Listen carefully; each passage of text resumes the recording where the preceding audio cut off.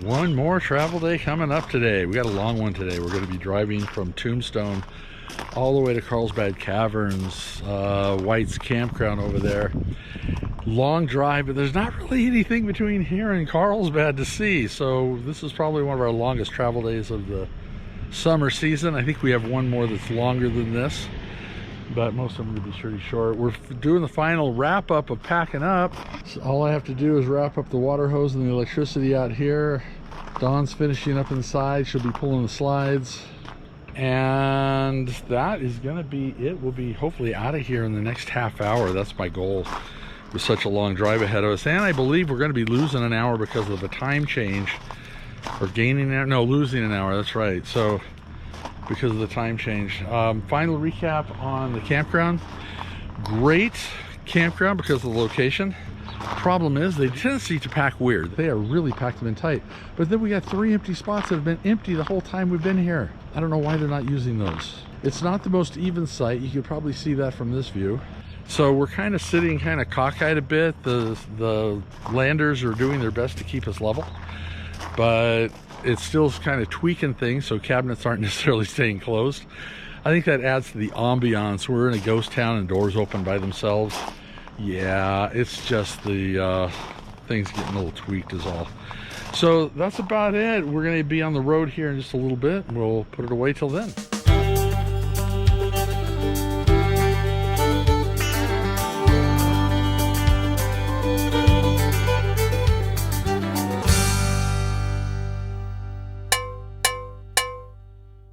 Continue on Arizona 80.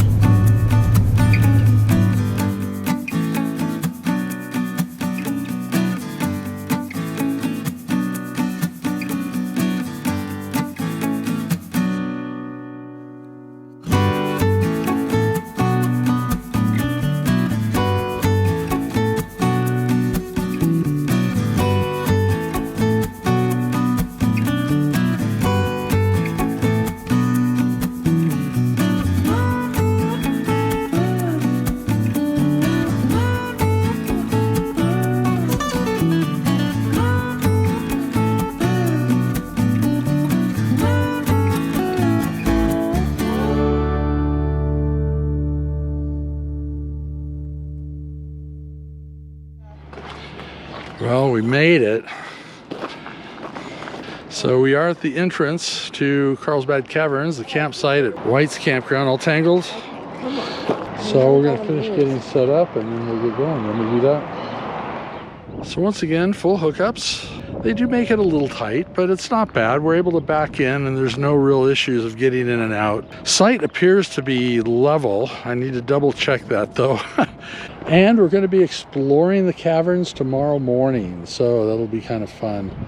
Unfortunately, the pups cannot go into the caverns, but we're very close, so we'll be able to come back to check on the pups from time to time throughout the day. I remember they did break up the tours of the caverns to actually be different sections. So they're shorter tours, but there's more of them. So I don't know if we're going to do all the tours or not. But we'll see how we feel. I think I'm up for it, but we'll see how Dawn feels about that. But next stop tomorrow morning, we'll do the tour.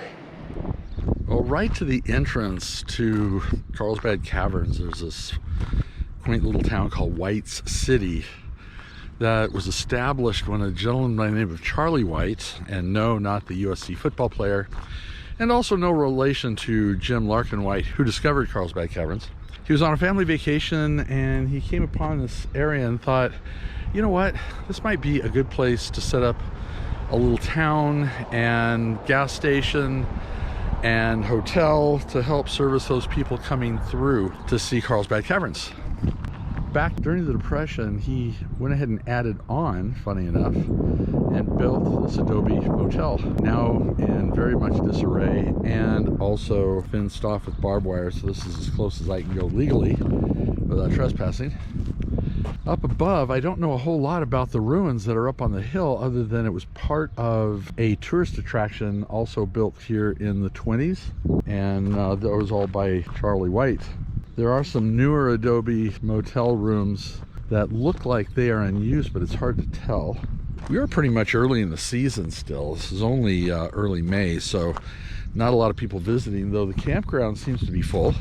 And we're in kind of an overflow area here on the road, which truthfully I kind of like. It's an easy in and out, so we'll be able to pull out quite easily to head on to Fredericksburg next. Now if you go on the White City website, there's a lot of information that is not right. They used to have a museum, but apparently the museum is closed for good, and they sold off everything in the museum to auction, so that's no longer around. The sign does say open right now. However, they claim open for breakfast, lunch, and dinner, but Don and I now have tried coming here twice for dinner, and they were closed both times. So they may be open for dinner if you like having dinner at like 4 o'clock. Okay, so I just talked to, I think it might have been the owner, or he's working here, and they are slowly coming back to hours. It's not their fault. Everything's kind of weird right now, the whole COVID thing, but they're open from 11 to 6. So if you are coming here in 2021, keep that in mind, that they may not be open for breakfast unless you have breakfast at 11, and they're definitely not open for dinner unless you have dinner before 4 o'clock or 6 o'clock. But it is an interesting place. It looks really cool. I'm hoping that we might get a chance to eat here tonight or today, this afternoon. Oh, he looks like he's been surprised. All right, so there's another motel, in fact 2 other motels on property, and you have what used to be the museum right there in the middle. There's still a laundromat. They do have a post office, and I believe they do have restrooms. The gift shop is definitely a gift shop, but they also claim grocery store. They also claim to have another restaurant on this side, but it no longer exists either. However, there is a gas station. Yeah, the gas station is like the only thing coming up that road until you go another 20 miles up into Carlsbad, the town of Carlsbad. And yeah, I see people pulling out of the gas station. So the gas station is open. I don't know the prices, but I wouldn't worry if you need gas. It's only one time to fill up. Yeah, I do see some prices up there. It is a little bit on the pricier side, but it's not too bad. Not too bad considering. So I guess aliens and bats. I guess that's a common theme here in New Mexico. And grizzly bears, I guess. They do have a post office. That's how they're still on the registry as a city. But everything else is closed off and just used for storage right now. Kind of sad. Now, in all honesty, we were here back in 1991, and in 1991, 30 years ago, this place was hopping. There was a lot going on in 1991 here. A lot of it has since closed down. They have a lot of the sites and things here fenced off. I'm sure that's no longer safe for kids to climb on. And their little adobe house over here is now since closed up, partially boarded and windows busted and fenced off. Now 30 years ago too, if I'm not mistaken, I don't think the national parks had started to charge fees yet. So you were able to get into Carlsbad for free, and you pretty much wandered the whole caverns area, at least the whole part of the caverns that is open for the public. And that was 30 years ago. Now, when we came back in 1998, they actually started charging to get into the caverns, and they broke it up into 3 different tours. So if you went down the main entrance, you got to the bottom, you had to buy another tour. So that was kind of interesting the way it worked then. I don't believe we did just the one tour in 98.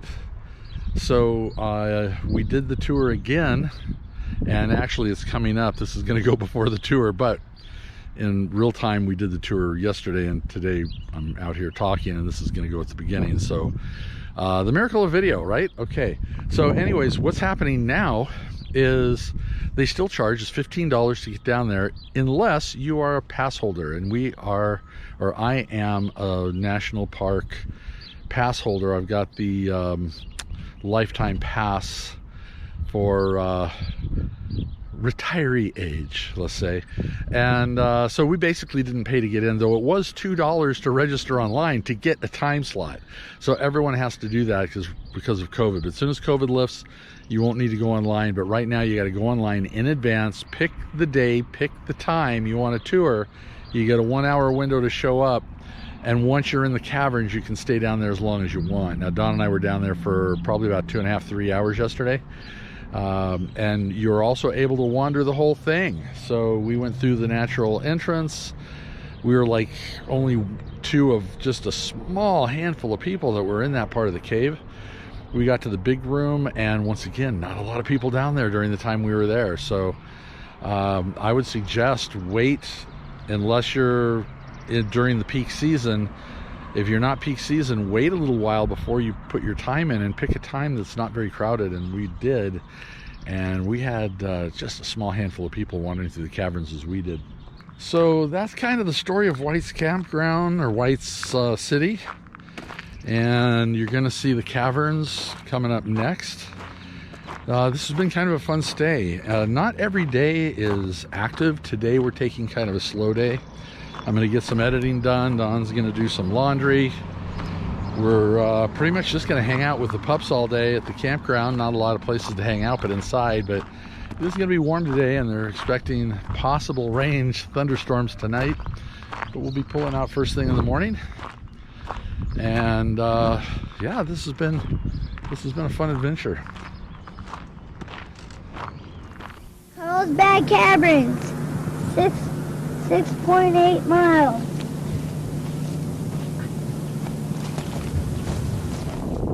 As you can see from the sign behind me, very mysterious occurrence. The fact that it is now 0.2 miles further to the visitor center than it was in 1998.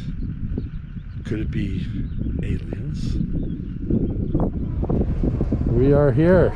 We're here, Carlsbad Caverns, 30 years later. This is amazing. We were given the option to take the elevator down.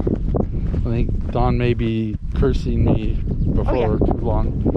I did. Sure. I kind of felt I had something to prove. So we're taking the natural entrance. And so it begins. Now that's a little disturbing. Radioactivity. What is going on with these bats? Maybe this is all part of what I was saying earlier about aliens. This can't be any worse than the Navajo Trail. There's like only 2 other people on this route besides us. In '91, I was under the impression this was the only way into the cave. And you did have an elevator out, and I think only if you were like really, really old were you taking the elevator. Yeah, if you had a handicap. And this place was packed. I mean, there's people all over this walkway. Now they give everybody the option of the elevator, so this is probably going to be pretty empty, which is kind of cool. That's the entrance to the cave right down there.